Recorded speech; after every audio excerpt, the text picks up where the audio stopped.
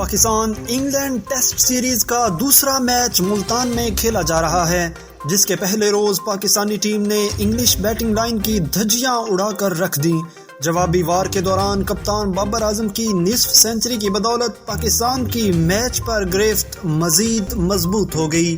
Multan cricket stadium میں کھیلے جا رہے میچ میں قومی ٹیم کے لیے ڈیبیو کرنے والے ابرار احمد نے انگلش ٹیم کے 7 کھلاڑیوں کو پویلین کی راہ دکھائی، جس میں زیک کرولی 19، بین ڈکٹ 63، اولی پوپ 60، جروڈ 8، ہیری بروک 9، کپتان بین سٹوکس 30، ول جیکس 31 رنز بنا کر آؤٹ ہوئے۔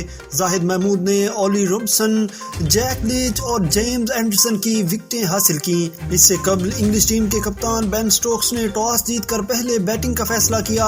انہوں نے کہا کہ راولپنڈی سے پچ مختلف ہے، کوشش ہوگی کہ پاکستان کو انڈر پریشر رکھیں۔ اس موقع پر قومی ٹیم کے کپتان بابر اعظم نے کہا کہ ٹاس جیتتے تو پہلے بیٹنگ کرتے، تاہم جلد انگلش بیٹرز کی وکٹیں حاصل کر کے میچ میں کم بیک کریں گے۔ ابرار احمد کی شاندار بولنگ کے باعث انگلش ٹیم صرف 281 رنز بنا سکی، جس کے جواب میں پاکستان نے 2 وکٹوں کے نقصان پر 107 رنز بنا لیے ہیں۔